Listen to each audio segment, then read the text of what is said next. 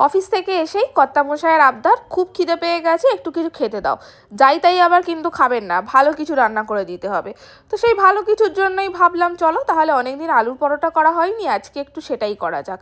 প্রথমেই আলুটা সিদ্ধ বসিয়ে দিয়ে এদিকে লেগে পড়লাম ময়দাটাকে ভালো করে মেখে নিতে। তারপর যে যে জিনিসগুলো লাগে, যেমন পেঁয়াজ, আদা রসুন কুচি, সেইগুলো নতুন কেনা চপারে ভালো করে কুচি কুচি করে চপ করলাম, আর লঙ্কাটা আমি আলাদাভাবেই কুচি করে রেখেছিলাম। এরপর গরম আলু সিদ্ধটাকে ভালো করে স্ম্যাশ করে নিচ্ছি, যেন কোনো দানা না থেকে থাকে। তারপর ওই পেঁয়াজ কুচি ওইগুলো সব দিয়ে দিলাম, আর সাথে একটু ভাজা মশলা দিলাম, একটু কাশ্মীরি লঙ্কার গুঁড়ো, গোলমরিচের গুঁড়ো, আর দিলাম একটু পেরি পেরি মশলা, যেটা অপশনাল, না দিলেও চলে, আর একটু স্টাইল মেরে দিয়ে দিলাম নুন। ব্যাস, পুরটা তো রেডি, এবার চাখানোর পালা। চাখিয়ে বললাম যে কেমন হয়েছে বলো, সে তো বললো খুব ভালোই খেতে হয়েছে। তো আর কি, আর সহ্য হচ্ছে না, এবার তাড়াতাড়ি শুধু পরোটাগুলো ভাজার পালা। লেচিটা করে নিয়েছি, তার মধ্যেই দিয়ে দিলাম পুরটা। পুরটা ভালো করে একটু বেশি করেই দিচ্ছি, যাতে পুরোটাইতেই পুরোপুরি আলুর পুরটা ভালোভাবেই চলে যায়। তারপর গোল করে ঘুরিয়ে নিয়ে, আর আজকে কিন্তু পরোটাটা ভাজবো আমি ঘি দিয়ে, আর জায়গাটা ভালো করে পরিষ্কার করে মুছে নিয়ে ওখানেই ভালো করে গোল গোল করে বেলতে শুরু করলাম।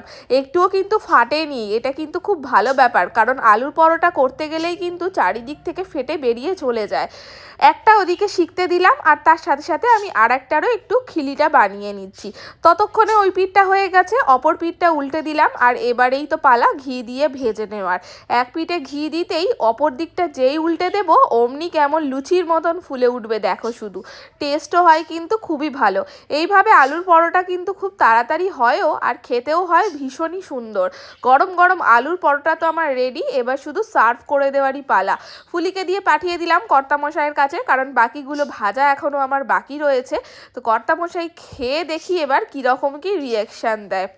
সসের মধ্যে নিয়ে মুখে দিতেই তো, গরম একদিকে মুখে দিতেই তো বললো যে ভীষণ সুন্দর খেতে হয়েছে। আর যেই আমি খেতে যাব, এই দেখো আমার হাতটা ধরেই নাকি চুমু খেয়ে বলছে, উফ তোমার হাতে না জাদু রয়েছে।